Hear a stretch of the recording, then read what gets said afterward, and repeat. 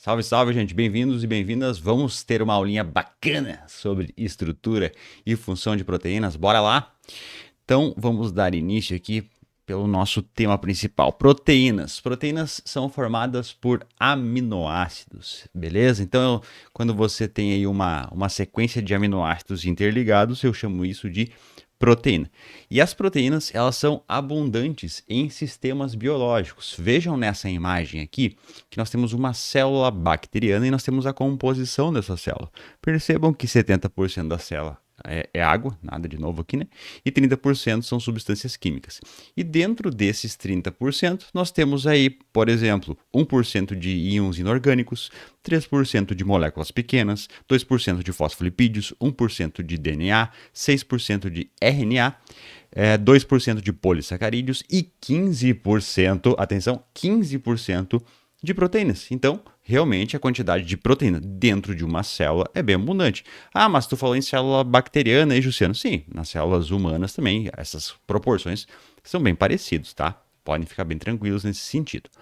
Bom, as proteínas então elas são formadas por 20 tipos de aminoácidos distintos, tá? A gente tem ali 20 tipos de aminoácidos, vocês viram isso na aula de estrutura e função de aminoácidos, é uma aula anterior a essa aqui, vocês viram ali os 20 tipos de aminoácidos. Então a gente pega esses 20 tipos de aminoácidos, une eles de maneiras diferentes ou de maneira repetida, a gente repete vários aminoácidos em uma proteína, e então vai formar com esses 20 tipos de aminoácidos, a gente forma diferentes proteínas. Eu gosto de pensar e gosto de dar o exemplo seguinte: quando você pensa no alfabeto, são 26 letras, com essas 26 letras você forma uma infinidade de vocabulário, né? Uma infinidade de palavras.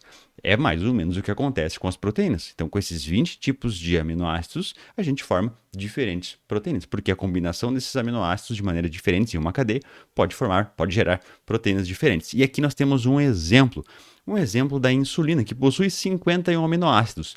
Percebam aqui embaixo, ó, essa aqui é a estrutura molecular da insulina, tá? Então percebam aqui embaixo, olha só, as setas vermelhas apontam para um aminoácido, valina.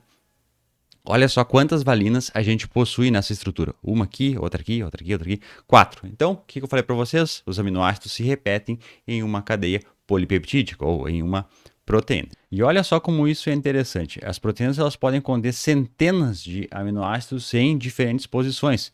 Então, olha só, citocromo C é uma proteína que está presente em humanos. Possui 104 aminoácidos. Albumina. A albumina possui 609 aminoácidos. E por fim, a titina, 26.926 aminoácidos. Gente, é muita coisa. E essa capacidade, né, que a gente tem de usar diferentes aminoácidos para formar diferentes proteínas com quantidades e posições diferentes de aminoácidos, acaba resultando numa grande diversidade de proteínas. E essas diferentes proteínas têm diferentes funções. Então, por exemplo, a ferritina, ela é uma proteína responsável pelo armazenamento de ferro. A albumina, ela está envolvida no transporte de ácidos graxos e também ela regula a pressão oncótica. A insulina, que é um hormônio, é uma proteína, é um hormônio envolvido na sinalização. Colágeno está envolvido na estrutura, por exemplo, da pele, dos nossos ligamentos, nossos tendões e assim por diante. As enzimas envolvidas na catálise de reações, a quitina e miosina, estão relacionadas com o movimento, elas fazem com que a gente consiga contrair os músculos, por exemplo, elas fazem parte dos músculos, interessante, né? As caderinas, envolvidas na oclusão e fatores de crescimento, estão associados com o desenvolvimento celular. Então é impressionante, né? Como diferentes aminoácidos podem se ligar de uma maneira diferente, com diferentes quantidades de aminoácidos para formar diferentes proteínas que têm diferentes funções. Bom, mas e como será que uma proteína é formada? Como ela é sintetizada? Eu achei importante trazer um contexto aqui de como as proteínas são formadas, porque não é simplesmente uma coisa aleatória, um aminoácido se liga no outro e papapum, formei uma proteína. Não é assim que funciona. Existe uma ordem para que seja formada uma proteína. E essa ordem vem dos nossos genes. O gene contém a informação para sintetizar, a informação para formar uma nova proteína. Então deixa eu ilustrar isso para vocês aqui, tá? Então aqui, ó, pega essa região aqui ó, do nosso DNA. Aqui é uma célula, tá, gente? Ó, membrana plasmática, aqui está o núcleo, citosol aqui fora, ok? Então, dentro do núcleo, nós temos os nossos cromossomos, vai ter o nosso DNA aqui. Então, em uma região pequena aqui do DNA eu tenho os meus genes. Então, essa região aqui é que contém a informação para fazer a síntese, para gerar uma proteína.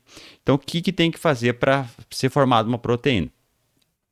Então, nós temos primeiramente separar a dupla fita de DNA, abrir ela, aí vai dar início ao que a gente chama de transcrição. Então, eu pego uma sequência aqui do meu gene, faço uma transcrição para um outro tipo de molécula, que é o RNA mensageiro. Tá? Vai ser formado um RNA mensageiro.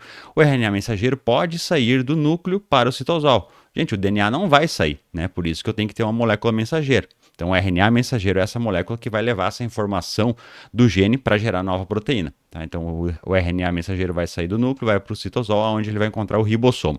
No ribossomo, vai ser onde vai ocorrer a tradução. Esses são os nomes. Ó. Percebam que aqui foi transcrição e aqui foi tradução, beleza? Então, eu transcrevi aqui, o RNA mensageiro chegou lá no citosol, vai ocorrer a tradução. Por que a tradução? Porque o RNA mensageiro é formado por nucleotídeos, certo? Agora, a ideia é pegar a informação contida nesse nucleotídeo e adicionar, fazer a tradução para aminoácidos.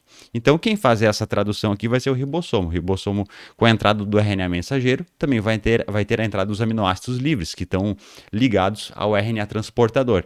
Então, o RNA transportador mais ribossomo mais o RNA mensageiro vai propiciar a formação, vai fazer com que ocorra a síntese de uma nova proteína. Tá? Então, é assim que são geradas as proteínas. Não é uma coisa aleatória. É muito regulada e é muito as proteínas elas são muito específicas, têm uma infinidade de função, portanto a gente precisa ter o controle rigoroso sobre isso. E eu quero falar mais sobre esse controle rigoroso para vocês, tá? Mas eu quero só dar um resuminho aqui bem básico para vocês sobre esse processo aqui, sabe? Como eu falei várias coisas, não quero que vocês fiquem viajando na maionese aí, me perdi no raciocínio e tudo mais. Então, em resumo, tá? As etapas dessa expressão gênica aqui para formar uma nova proteína. Primeira coisa, o DNA é transcrito em RNA mensageiro. O RNA mensageiro, então, pode deixar o núcleo, ele viaja através aqui desses poros, ele viaja para o citoplasma e no citoplasma a gente vai ter o processo que a gente chama de tradução, ou seja, a informação contida no RNA mensageiro vai ser super importante para fazer a síntese de uma proteína. Então, por isso que a gente chama de tradução. Fechou?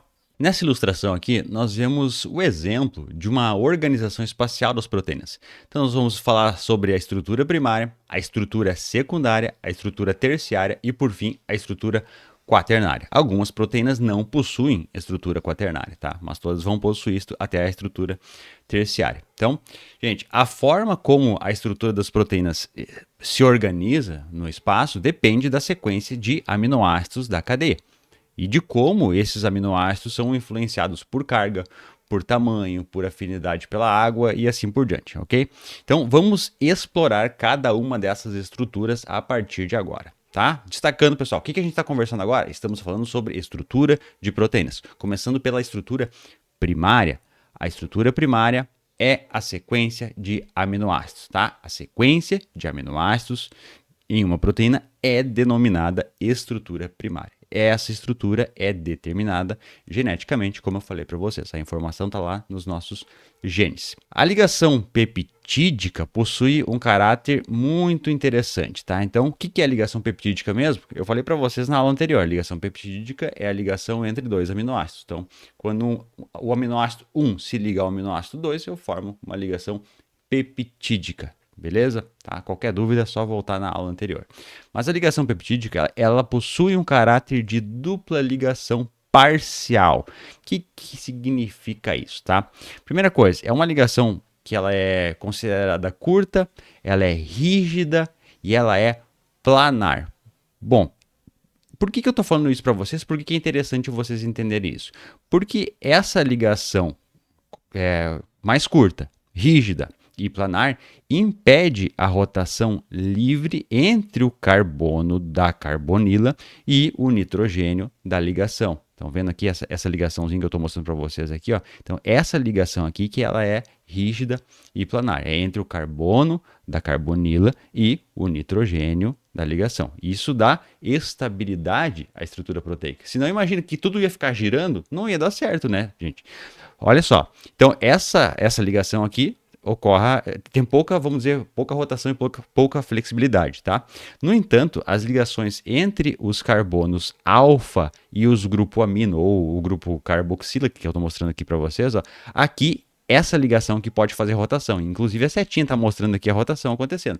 Então pode fazer a rotação nesse ponto aqui, tá? E isso permite diferentes conformações da cadeia polipeptídica, diferentes conformações da cadeia da proteína. Então essa flexibilidade é influenciada pelo tamanho e pelas propriedades dos grupamentos R, que são esse pontinho aqui, ó, onde cada aminoácido tem um diferente grupamento R, né? Às vezes é um grupamento R grande, outro é pequeno, enfim, e eles também interagem com outras moléculas ou não, são polares, apolares. Então, isso vai determinar o quanto essa proteína vai ser flexível e como ela vai ser dobrada no espaço. Dando sequência, vamos para a estrutura secundária. Os principais tipos de estrutura secundária são alfa-hélice e folha beta. Eu vou aprofundar um pouquinho em cada uma aqui, tá? Começando então pela alfa-hélice. A alfa-hélice é estabilizada por ligações de hidrogênio entre uma unidade peptídica e a quarta unidade subsequente. E elas são alinhadas paralelamente ao eixo da alfa-hélice. Estão entendendo a lógica aqui, ó, tá vendo? Então, uma unidade e a quarta unidade. Essa estrutura aqui vai possuir 3,6 resíduos de aminoácidos por volta. Então, é um padrão que a gente reconhece, então, a alfa-hélice. Então, as cadeias laterais aqui, ó, que é o grupamento R, as cadeias laterais, elas projetam-se para fora da alfa-hélice e não participam das ligações de hidrogênio. Estão vendo que elas estão livres aqui, ó? Por quê? Porque elas vão interagir com outras coisas, tá? E, então, isso vai possibilitar diferentes interações no meio onde essa proteína está inserida. Agora eu quero falar para vocês do segundo tipo de estrutura secundária, que é a estrutura secundária folha beta preguiada. Então estão vendo aqui essa imagem, ó. Olha como é diferente dessa aqui. Ambas são estruturas secundárias, certo? Só que uma é chamada de folha beta preguiada e a outra a alfa-hélice. Bom, por que essa diferença? Porque a folha beta preguiada é um tipo de estrutura secundária onde todos os componentes da ligação peptídica vão estar participando das ligações de hidrogênio. Tá? Isso caracteriza bastante estabilidade para esse tipo aqui de estrutura. Então, as superfícies da folha beta preguiada possuem um padrão preguiado por conta da disposição das ligações químicas que ocorrem dentro dessa cadeia. Então, as pregas que a gente vê aqui são o resultado da disposição alternada dos carbonos alfa, ligeiramente acima ou ligeiramente abaixo na folha, conforme a gente está vendo aqui, tá? Então a gente tem um carbono alfa mais para cima, outro mais para baixo. Uma coisa interessante é que nos livros as cadeias beta elas são descritas ou ilustradas como setas largas que indicam a direção da sequência de aminoácidos dentro de uma estrutura. Então, estão vendo que tem uma setinha, está indicando a direção. Outra curiosidade é que pode ocorrer esse tipo de interação, que são as folhas beta antiparalelas. Então, vai fazer ligação com uma cadeia que está passando ao lado. Então, ó, a seta indica para cá, ela faz essa volta aqui, ela faz essa volta aqui. E no fim, a gente vai ter essa característica aqui, ó, nessa proteína. Então, a maioria das proteínas vai exibir dois tipos de estrutura secundária, com as folhas beta e também com a alfa-hélice. Então, dá para ver claramente aqui a estrutura, a alfa-hélice aqui por trás e as folhas beta aqui pela frente, tá, gente? Então, isso aqui é uma estrutura e essa estrutura é uma proteína e essa proteína é formada por estrutura secundária do tipo alfa-hélice e do tipo folha beta preguiada. Com isso, então, a gente pode falar agora sobre a estrutura terciária, que representa o dobramento final da cadeia polipeptídica. Esse dobramento final aqui, gente, é resultado das interações entre as regiões estruturadas da proteína, como as alfa-hélices e as folhas beta, com regiões da proteína sem estrutura definida, como é esse caso aqui, ó. Então, o resultado de todas essas interações que ocorrem é a estrutura terciária. E a estrutura terciária é essencial para a função biológica das proteínas, ou seja, a estrutura terciária é a estrutura nativa, é a estrutura que ela está na sua forma onde ela pode executar as suas funções dentro da célula, ok? Então, aqui nós vemos uma imagem, o caminho percorrido pela cadeia polipeptídica até resultar na estrutura primária. Então, vamos lá. Ó. Aqui está a sequência de aminoácidos, aminoácido 1, 2, 3 e assim por diante. Então, esses aminoácidos são interligados por ligações peptídicas. Isso vai formar a estrutura secundária, que pode ser do tipo beta-folha ou alfa-hélice. E por fim, nós vamos ter o final, então, que é toda a proteína bem estruturada, formando a sua estrutura terciária, uma proteína nativa, uma proteína funcional. Então, uma pergunta que a gente pode se fazer agora é: nossa, como pode essa estrutura aqui tão bonitinha, tão organizada, se manter dentro de uma célula? Como é que ela se mantém na sua forma, na sua conformação nativa? Quais forças que agem para que se mantenha toda essa estrutura aqui funcionando de uma maneira tão eficiente? Então, com isso, a gente vai ver agora as interações de estabilização. Quais são essas interações que mantêm a estrutura terciária de uma proteína?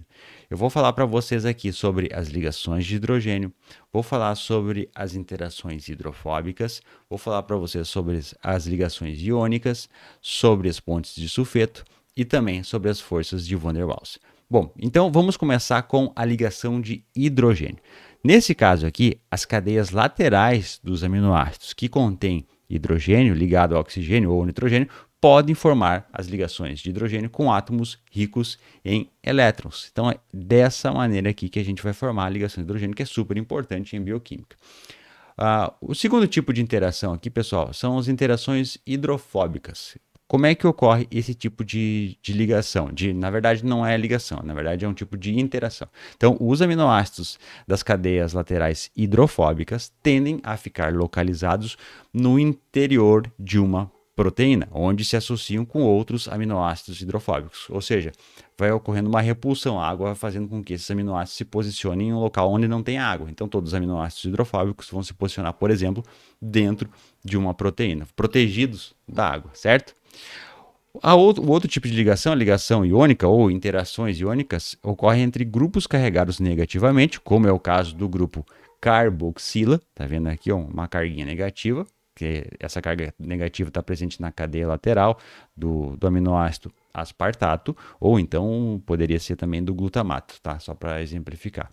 E pode interagir com grupos carregados positivamente, como o grupo amino da cadeia lateral da lisina. Tá vendo? Ó? Carga negativa aqui, carga positiva aqui, existe uma interação iônica acontecendo. Bom, as pontes de sulfeto, essa ligação aqui ó, entre esses dois enxofres, tá? Então a gente chama de ponte de sulfeto, elas são ligações do tipo covalente. Essas que eu mostrei aqui para vocês são ligações fracas, interações fracas, assim como são as interações de Van der Waals, tá? São interações fracas. As pontes de sulfeto são ligações covalentes, portanto é um tipo de ligação muito forte. Então a estrutura proteica ela pode também ser mantida e estabilizada por esse tipo de ligação covalente. Tá? As pontes de sulfeto, gente, elas são raramente encontradas em proteínas intracelulares, sendo mais frequentes em proteínas secretadas para o meio extracelular. E esse é o caso da insulina, que eu mostrei para vocês anteriormente, que apresenta 3 pontes de sulfeto. Tá? Dentro da célula não é tão comum a gente ter esse tipo aqui de ligação, de estabilização. Resumindo, então, quais são as interações fracas que dão estabilidade a uma proteína? São as ligações de hidrogênio, as interações hidrofóbicas, as ligações iônicas, as forças de Van der Waals. E qual que é a ligação covalente que mantém a estrutura, a estabilidade de uma proteína? É a ponte de sulfeto, ok? Então, ligações fracas, interações fracas e uma ligação forte. Nessa outra imagem aqui, a gente vê a estrutura de uma proteína, aonde eu estou mostrando aqui para vocês aonde está ocorrendo os diferentes tipos de ligação química. Então, vamos lá, vamos começar pelas interações fracas. Ligação de hidrogênio é o número 1, tá aqui, ó. Aqui nós temos uma ligação de hidrogênio acontecendo na proteína. A outra interação fraca é interações hidrofóbicas, está aqui no número 2. Ligações iônicas está no número 3. E por fim, o último tipo de ligação aqui, que é uma ligação forte, são as pontes de sulfeto, aqui no número 6. Então, gente, só uma ilustraçãozinha para deixar bem claro isso, tá? Que a gente consegue ver o conjunto de todas as interações que dão estabilidade para uma proteína. Legal demais, né? Fala sério. Então, as proteínas elas podem possuir regiões chamadas de domínios. Bom, o que é isso? O que é o tal do domínio? O domínio é a unidade funcional de uma proteína. Normalmente, o domínio individual tem uma função específica, por exemplo, ligar moléculas pequenas ou catalisar uma dada reação. Tá?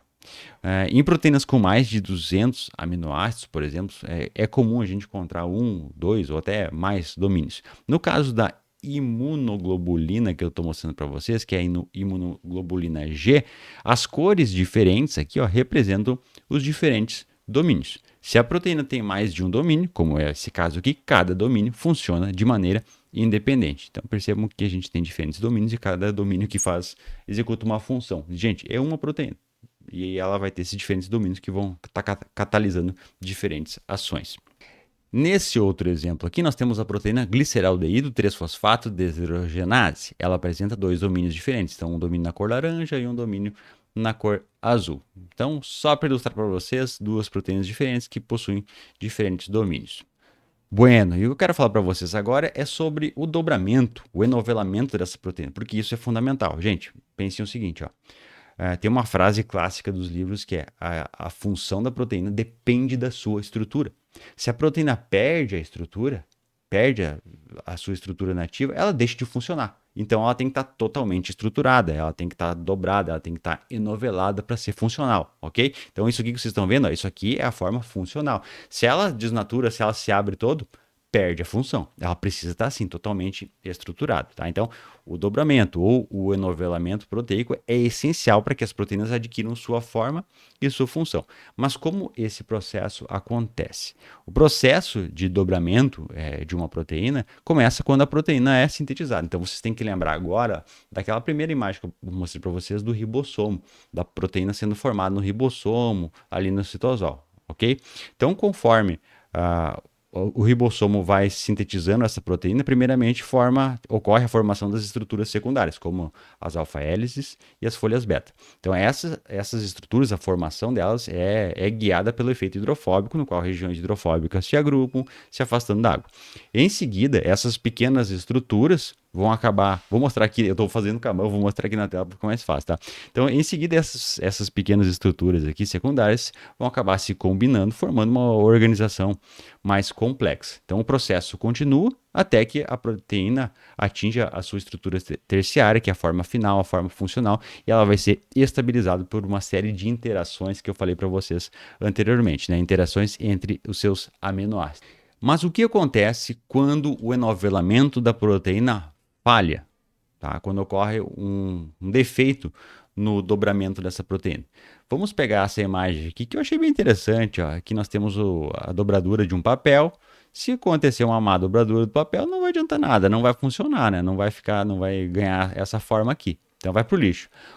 Com a proteína acontece basicamente a mesma coisa. Então a proteína, quando ela é sintetizada, ela vai ter que vai assumir a sua conformação terciária e ela tem que ser funcional, né? O enovelamento tem que ser perfeito. Se não for perfeito, não vai funcionar. Ela vai ter que ser degradada. Então a má dobradura da proteína pode, inclusive, gerar algumas doenças, pode resultar em algumas doenças que eu vou falar para vocês daqui a pouquinho, tá? Mas de qualquer maneira, se a proteína for dobrada corretamente, ela vai estar funcional. Uma coisa interessante é que nem sempre as proteínas se dobram corretamente sozinhas. Elas precisam de ajuda. Elas precisam de um sistema que faça o acompanhamento. Elas precisam de uma dama de companhia, chamada de HSP70. HSP70 também é uma proteína que a gente vai chamar de chaperona. Então, as chaperonas, elas fazem esse papel de auxiliar no dobramento da proteína com auxílio de ATP, o investimento energético de ATP. Então, com o auxílio de HSP70, é possível, então, que a proteína assuma a sua conformação nativa.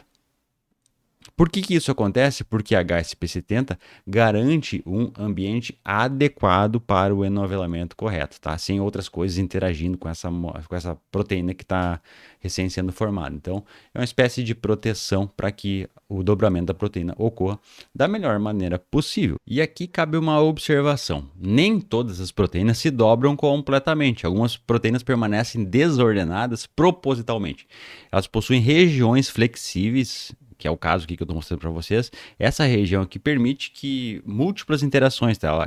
Essa região pode interagir de diferentes maneiras com outras moléculas, outras proteínas, tá? Nós temos alguns exemplos famosos, como é o caso da alfa-sinucleína, que é essa proteína aqui, e também da P53, que desempenham funções celulares que são essenciais e elas possuem essa característica de possuir uma região aqui que é desordenada. Então percebo que tem uma região aqui que está toda estruturada, toda bonitinha, em alfa-hélice, e aqui existe um desordenamento, permite que ela possa interagir com diferentes moléculas e com diferentes ações. As proteínas podem ser compostas por uma única cadeia polipeptídica ou por múltiplas cadeias associadas. Quando duas ou mais cadeias polipeptídicas se unem para formar uma proteína funcional, dizemos que ela possui uma estrutura quaternária. Essas cadeias, chamadas de subunidades, podem ser iguais ou diferentes, e elas são mantidas por interações fracas, como interações hidrofóbicas, as ligações de hidrogênio, as ligações iônicas, forças de Van der Waals.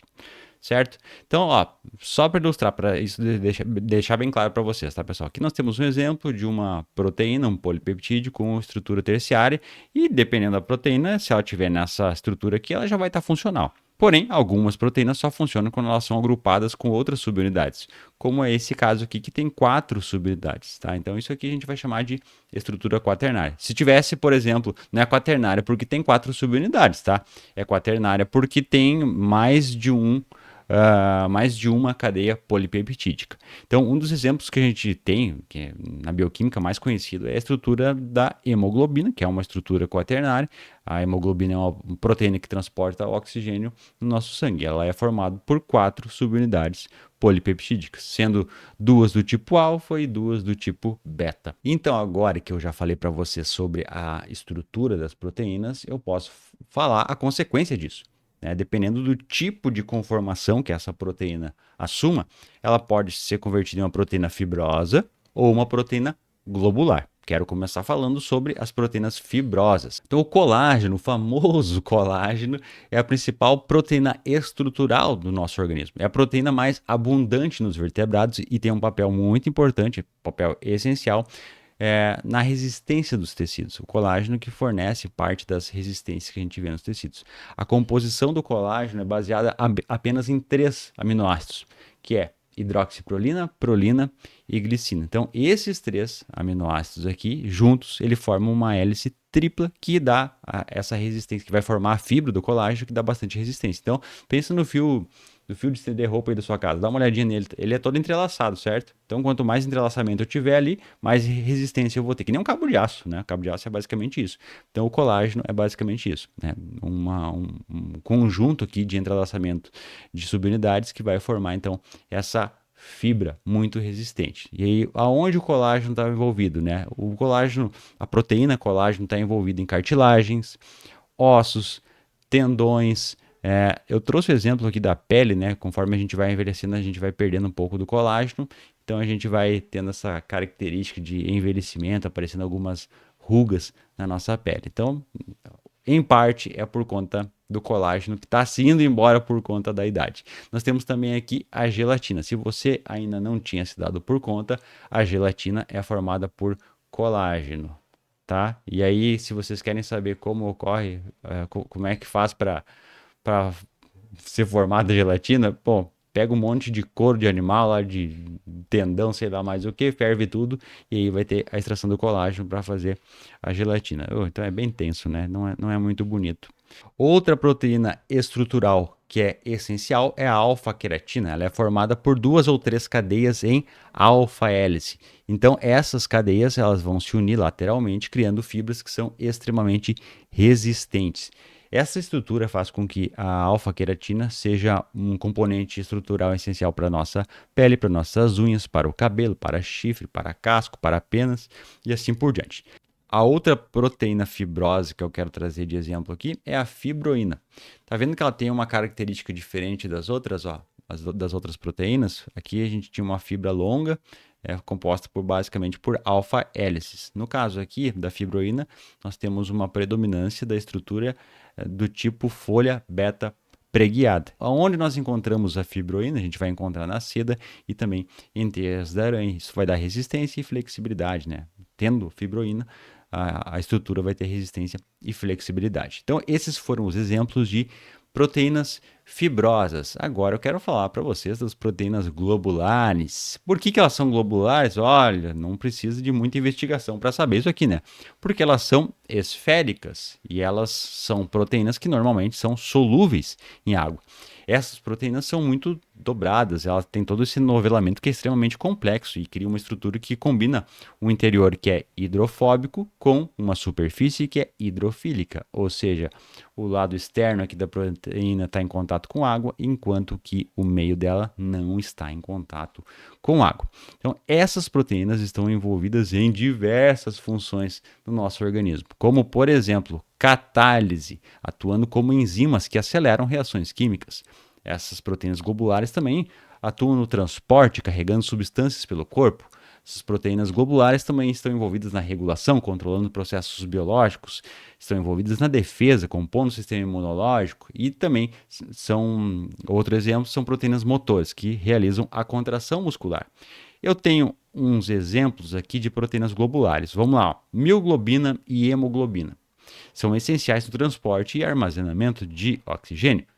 Alguns exemplos de enzimas: hexocinase, que participa do metabolismo de glicose, albumina sérica e lipoproteínas, que estão envolvidas no transporte de substâncias pelo nosso sangue, a quitina G, que é fundamental para a contração muscular, trombina e imunoglobulinas, que atuam na coagulação e na defesa imunológica, ferritina, que é responsável pelo armazenamento de ferro, e insulina e glucagon, que são hormônios que regulam os níveis de glicose no sangue. Algumas proteínas precisam de um acessório extra para que elas funcionem, tá? Então, algumas proteínas precisam de grupo prostético. O que é um grupo prostético? É um componente não proteico que está ligado à proteína, de forma covalente ou não covalente, tudo vai depender. Então vamos ver alguns exemplos. Começando então pelas lipoproteínas. E o nome aqui é bem sugestivo, né? Lipoproteína, então é uma proteína ligada a um lipídio. Não precisa ser o Sherlock Holmes aqui, ó. Glicoproteína significa que tem um carboidrato ligado à proteína e assim por diante, tá, gente? Bem básico isso aqui, tá? Então, no caso aqui da lipoproteína, o grupo prostético da proteína é um lipídio. Beleza? Vamos dar um exemplo aqui de lipoproteína. Certamente você já ouviu falar de LDL na sua circulação sanguínea. Você já fez um exame de sangue, ó, viu lá os níveis de LDL, que significa Low Density Lipoprotein, lipoproteína de baixa densidade. Então, basicamente, é uma proteína que tem um lipídio conjugado a essa proteína, que a gente vai chamar de grupo prostético. O outro exemplo aqui são as glicoproteínas. As glicoproteínas possuem carboidratos ligados covalentemente na proteína. E esses carboidratos, essas glicoproteínas, vão desempenhar funções super importantes, como é o caso das imunoglobulinas G. Bom, aí nós temos, eu não vou falar de todos aqui, tá? Nós temos também as hemoproteínas. O que é hemoproteína? O que ela tem na sua estrutura? Ela tem um grupo prostético, que é um grupamento M, que é uma porfirina férrica. Onde a gente vê isso, essa característica, esse grupo prostético, em hemoglobina. Então, as hemoglobinas, como mioglobina, hemoglobina, contém o grupamento M, que contém ferro na sua estrutura, que é essencial para a função da proteína. Então, uma hemoglobina que não possui ferro, ela não vai executar a função de transportar oxigênio na circulação sanguínea. Como eu falei para vocês anteriormente, a forma como a proteína se dobra influencia sua capacidade de interagir com outras moléculas. E para que uma proteína atue corretamente, a sua conformação precisa estar intacta. Quando ocorre uma alteração na estrutura, isso vai comprometer a função da proteína, como ocorre quando a gente tem um processo chamado de desnaturação. A desnaturação acontece quando modificações no ambiente afetam a estrutura tridimensional da proteína, fazendo com que ela perca a sua estrutura e perca a sua função. Apesar das ligações peptídicas aqui nesse caso permanecerem intactas, os aminoácidos ainda vão estar interligados entre si, o que vai acontecer é que as interações de estabilização que eram responsáveis por manter a conformação da proteína nativa, elas foram rompidas, e isso vai resultar então em uma cadeia polipeptídica extremamente desorganizada e sem atividade biológica. Então vamos ver alguns exemplos de coisas que desnaturam as proteínas. O primeiro exemplo aqui que eu trago para vocês é o calor. A maioria das proteínas desnatura quando são expostas a altas ou até mesmo baixas temperaturas. O segundo exemplo que eu trago são variações de pH. Ácidos ou bases fortes vão poder alterar a ionização dos grupamentos proteicos e isso acaba gerando uma repulsão entre as cargas e expondo regiões hidrofóbicas, que vai acabar levando à perda da conformação original, conformação nativa da proteína. O próximo exemplo aqui são solventes orgânicos, como é o caso da ureia, que estabelece novas ligações de hidrogênio com a proteína e substitui as interações fracas que mantinham a estrutura da proteína. Então, ela vai acabar influenciando na conformação nativa, né? Vai acabar desnaturando essa proteína. Próximo exemplo são detergentes e sabões, que são substâncias anfipáticas, como é o caso do SDS, que a gente até usa bastante no laboratório, que vai interagir com as partes hidrofóbicas da proteína e isso acaba rompendo as ligações que mantêm a estrutura unida, acaba rompendo as interações fracas da estrutura. Os sais também vão estar influenciando diretamente na estrutura, porque a concentração dos sais acaba promovendo a precipitação da proteína, né? Porque a interação da água, do sal com a água é muito mais forte do que a interação da proteína com a água. Então, quanto mais sal eu coloco em uma solução, mais água vai interagir com sal e menos vai interagir com a proteína. Então, isso vai acabar também causando a precipitação da proteína. E, por fim, o último exemplo é agitação mecânica intensa. Um movimento vigoroso, por exemplo, eu coloquei aqui esse shake, né? Não necessariamente é um shake, né? Qualquer movimento vigoroso vai acabar acabando, né? Resultando na desnaturação, vai acabar comprometendo a estrutura da proteína. Algumas proteínas, depois que elas foram desnaturadas, algumas exceções, assim, alguns casos raros, depois que ela foi desnaturada, ela até pode voltar à sua conformação nativa. Mas tudo depende de quanto tempo ela teve exposta, de qual foi a concentração de sais, de calor e tudo mais, tá? Vai depender de muita coisa, tá? Mas tem algumas que conseguem retornar à sua conformação nativa. Mas a grande maioria não consegue. Uma vez que ela se torna desnaturada, ela torna-se insolúvel. Ela perde a capacidade de interagir com água e não vai recuperar mais a sua estrutura original. Então eu trago alguns exemplos disso que a gente vê diariamente, né? Ou se não vê diariamente, a gente conhece esses exemplos. Então a albumina do ovo, ao ser aquecida, ela coagula de forma irreversível. Tá? Então, quando a gente aquece ela, a proteína que estava ali na clara do ovo, ela acaba desnaturando e a gente vê essa troca de cor, né? Quando ela está solúvel, a gente vê a clara totalmente transparente. No momento que você cozinha esse ovo, a clara vai ficar branquinha porque a albumina desnaturou. Então, a gente acaba vendo isso tranquilamente quando a clara fica na cor branca. E outro exemplo aqui é a caseína do leite. Quando a gente faz uma precipitação do leite, por exemplo, quando você coloca limão no leite, ocorre a precipitação, vai haver a separação do soro, inclusive aqui no soro a gente vai ter umas outras proteínas, como é o caso do whey protein, e nessa fase sólida aqui do leite a gente vai ter um monte de caseína. Tá? Então o whey protein está no soro, nesse caso aqui que foi separado, né, pela acidificação, o whey protein no soro e a caseína nessa fase sólida do leite. Resumindo tudo que eu falei para vocês até agora sobre proteína. Então, a proteína é composta por aminoácidos, é uma sequência de aminoácidos que forma a estrutura primária. A estrutura primária vai conduzir à estrutura secundária, que é o arranjo regular de aminoácidos localizados próximos uns dos outros na estrutura primária. E eu mostrei para vocês dois tipos de estrutura secundária, a alfa-hélice e a folha beta preguiada. A estrutura secundária vai conduzir à estrutura terciária, que é a organização tridimensional da cadeia dobrada. E essa estrutura vai ser estabilizada por interações hidrofóbicas, ligações de hidrogênio, interações eletrostáticas e pontes de sulfeto. Lembrando que a ponte de sulfeto é um tipo de ligação covalente, uma ligação forte, enquanto essas outras aqui são ligações e interações fracas. E por fim, se for o caso, a estrutura terciária pode conduzir à estrutura quaternária, que é o arranjo de múltiplas subunidades polipeptídicas da proteína, e também vai ser estabilizada por interações hidrofóbicas, ligações de hidrogênio e interações eletrostáticas. Então tudo isso, tanto a estrutura primária, secundária, terciária e quaternária, pode contribuir para a conformação nativa da proteína. A conformação nativa determina a função biológica. Por exemplo, pode ser uma enzima que catalisa uma reação, pode ser uma proteína de proteção, uma proteína de regulação, proteína de sinalização, proteína de armazenamento, proteína de estrutura, proteína de transporte. Aí vai depender de muita coisa, tá? Essas estruturas, essas proteínas podem ter uma estrutura na forma fibrosa ou em uma forma globular.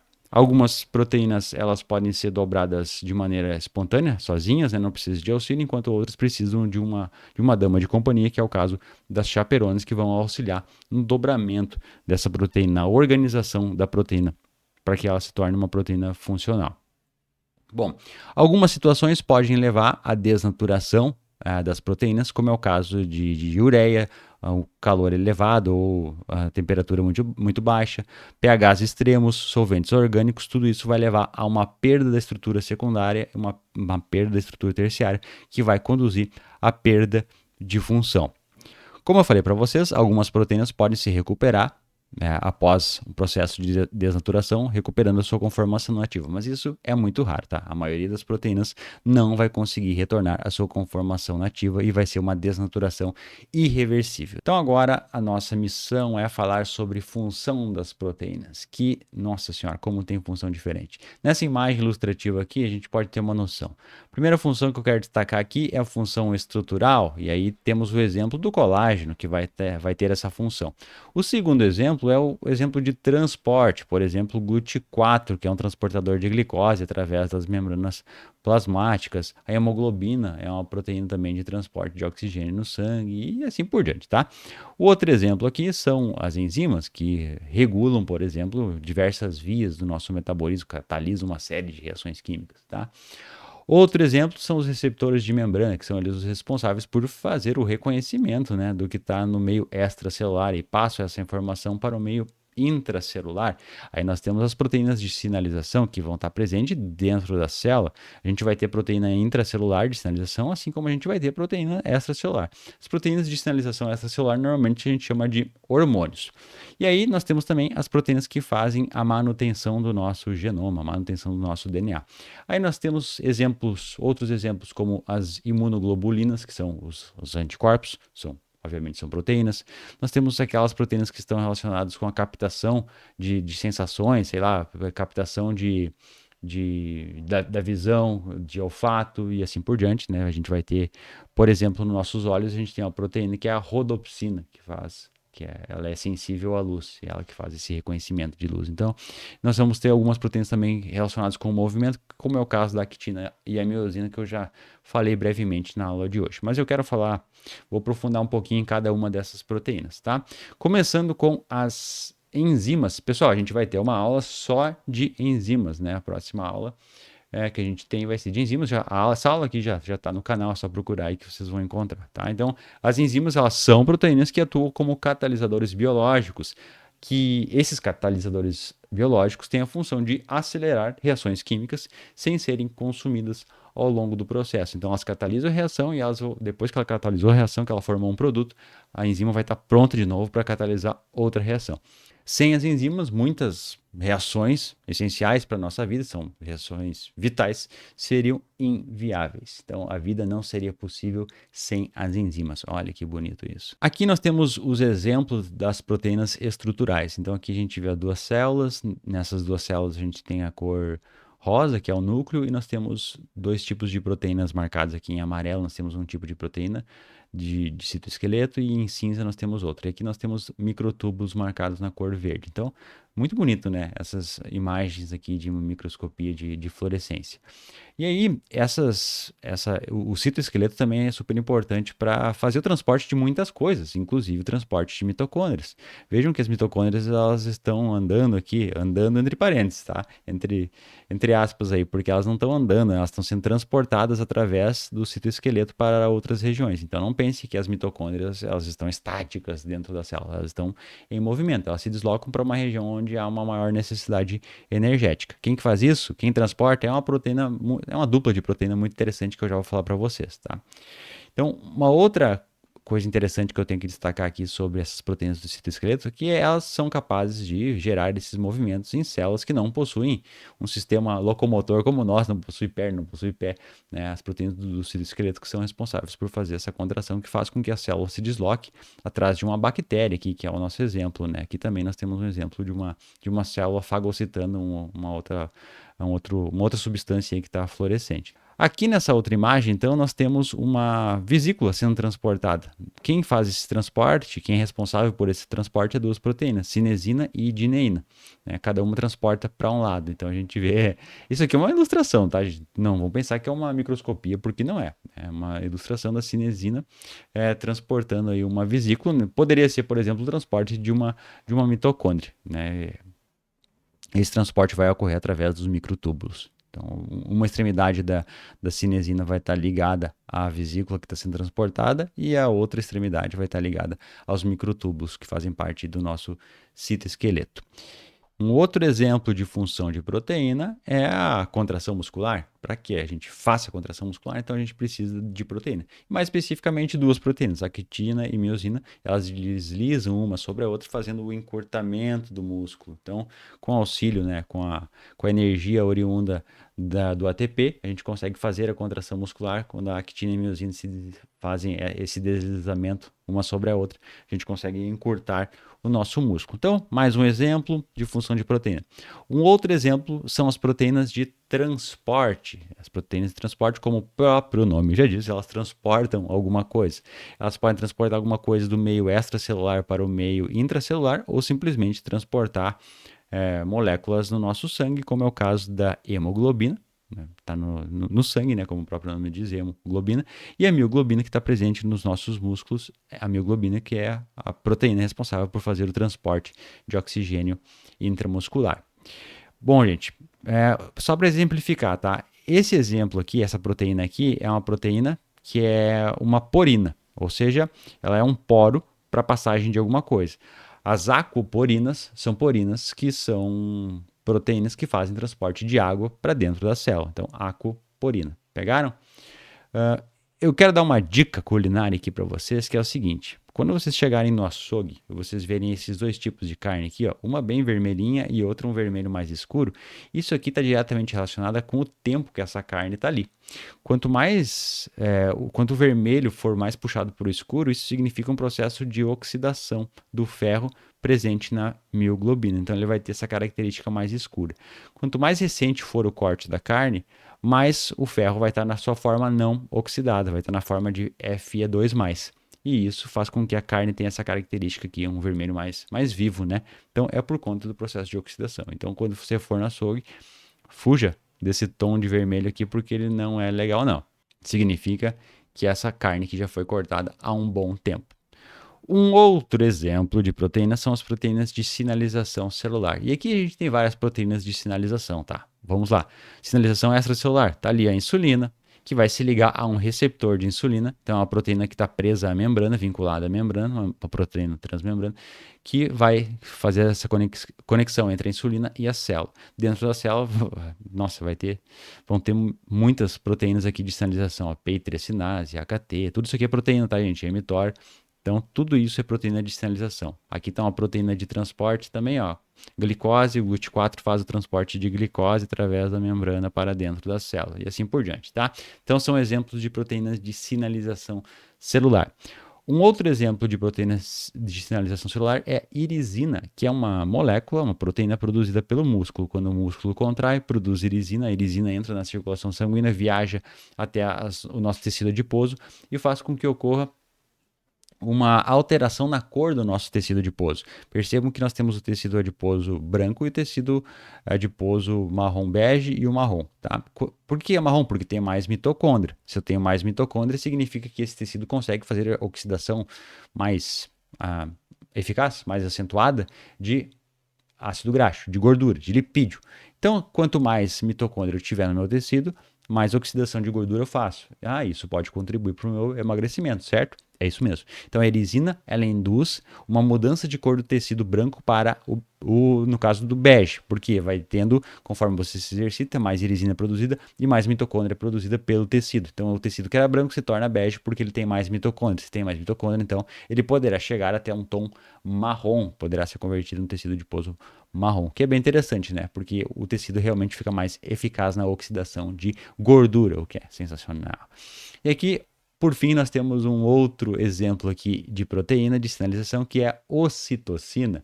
Ocitocina também é chamada de hormônio do amor. Nesse paper da Science, aqui muito interessante, eles demonstraram que os cãezinhos, quando eles veem o seu dono, eles acabam liberando muita ocitocina. E se libera ocitocina, está diretamente relacionado com euforia, com prazer, com paixão, com amor, com carinho e tudo mais, né?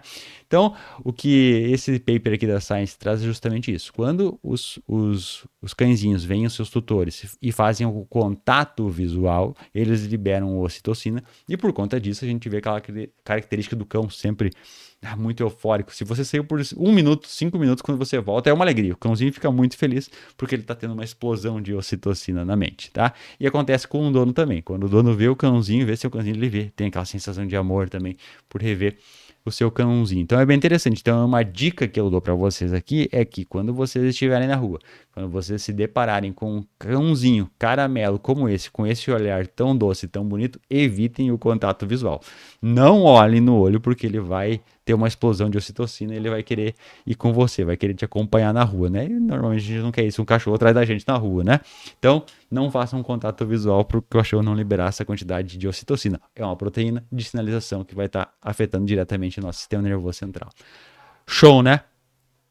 Aí nós temos, por fim, aqui as proteínas zeladoras do nosso genoma, que mantém a integridade e acessibilidade das informações dos nossos genes. E aí nós temos aqui, por exemplo, P53, ATM e assim por diante, tá, gente? Então, são aquelas proteínas que estão ali com a função de proteger o nosso DNA. Agora eu posso falar para vocês como as proteínas nos auxiliam em diagnósticos clínicos, como a mensurar a quantidade de proteínas no sangue, acaba nos informando como está a saúde das nossas células e do nosso organismo. Então, vamos para alguns exemplos. A aspartatoaminotransferase e a alaniloaminotransferase, elas nos informam dano hepático. Como assim? Quando a gente faz exame de sangue, normalmente você já mediu essas enzimas, que são chamadas de TGO, TGP. Tá? É isso aqui, aspartatoaminotransferase e alaniloaminotransferase. Essas enzimas, elas deveriam estar confinadas no nosso hepatócito, dentro da célula do fígado, que é chamada de hepatócito. Se elas estão no sangue, isso significa que a célula, que o hepatócito, se rompeu e extravasou seu conteúdo. Então a gente consegue mensurar no sangue. E isso nos indica, então, dano hepático. Legal, né? A lactato desidrogenase também é uma enzima que está presente dentro das células. Se ela está no sangue, significa que alguma célula teve algum tipo de dano. Só que a lactato desidrogenase possui diferentes isoformas. Aí, se você medir a isoforma presente do músculo, detectar isso no sangue, significa que o músculo teve algum tipo de dano. Tá? Ou, sei lá, coração. A lactato desidrogenase presente no coração, se tiver no sangue, significa que as células do coração tiveram algum tipo de dano e assim por diante. Creatina sinase é uma enzima presente principalmente no músculo esquelético. Então, sei lá, se você treinou muito forte, foi na academia, né? Sabe aquela dor tardia que surge e tudo mais? Normalmente são microlesões, pequenos rompimentos de célula que acabam extravasando essa creatina sinase que deveria ficar dentro do músculo. Então, a gente consegue mensurar o dano muscular. É assim que os jogadores de futebol fazem a avaliação de dano muscular. Quando a creatina sinase, chamada de CK, já ouviram falar em CK? Quando a CK está muito alta, o jogador acaba não treinando, evitando treinar ou evitando jogar para não se lesionar, porque significa que a célula já está com algum problema. Troponina também é um exame complementar da creatina sinase, também para ver principalmente dano celular. Tem uma coisa também da lactato desidrogenase, creatina sinase e troponinas, que elas também estão diretamente relacionadas com a avaliação do infarto agudo do miocárdio, porque se teve um caso de infarto agudo do miocárdio, as células do coração também tiveram um tipo de rompimento e as isoformas do coração podem extravasar para o sangue, a gente pode avaliar isso também no sangue. A amilase avalia pancreatite aguda e, por fim, ainda a gente consegue analisar uma série de proteínas, tipo aquelas proteínas envolvidas com o COVID, através do ensaio chamado de ELISA. Olha só, algumas doenças estão diretamente relacionadas com as proteínas. Então, a proteína está envolvida diretamente na doença, como é o caso do escorbuto. O escorbuto é uma doença que até hoje a gente não vê mais isso, tá?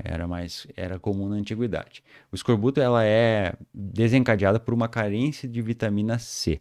E a principal característica são hemorragias, perda principalmente de colágeno, né? Porque a gente precisa de vitamina C para sintetizar o colágeno. E aí as pessoas têm problema ligamentar, problema de tendão, mas o principal que se vê assim nos primeiros sintomas é esse problema na gengiva, as pequenas hemorragias, tá? Então a falta de vitamina C faz com que o nosso organismo não consiga produzir colágeno e por conta disso a gente vai ter o escorbuto. Uma outra doença aqui é a chamada de Kwashiorkor. Eu não sei falar muito bem esse nome, tá? É quase um trava-língua.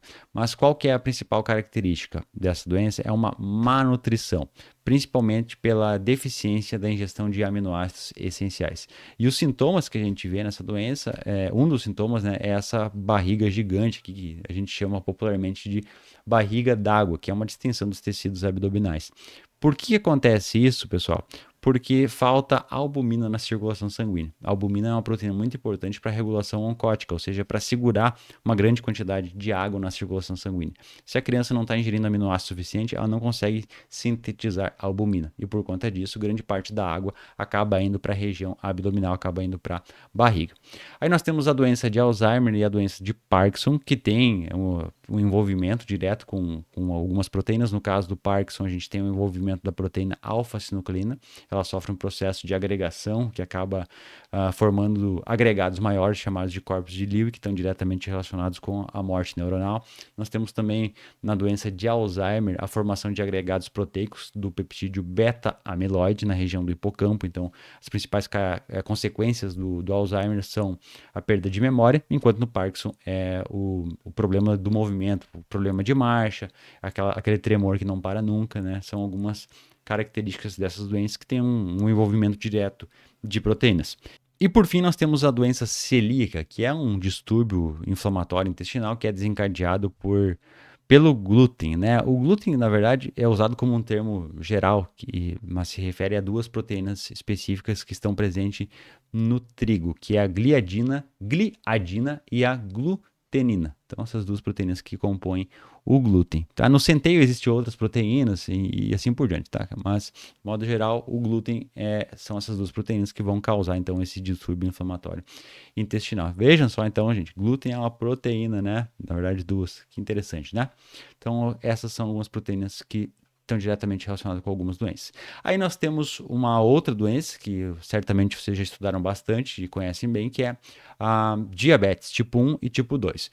No caso do diabetes tipo 1, nós temos uma ilustração de uma menina, aqui nós temos uma imagem, né, de uma menina que aqui ela não tinha sido diagnosticada com diabetes tipo 1 e aqui após o tratamento de insulina. Então perceba como ela estava num estado caquético aqui, realmente por não ter insulina. E aqui nós temos o caso da diabetes tipo 2. O que é a diabetes tipo 2? Ela é caracterizada principalmente por resistência à insulina. E um dos fatores que causa a resistência à insulina é a obesidade.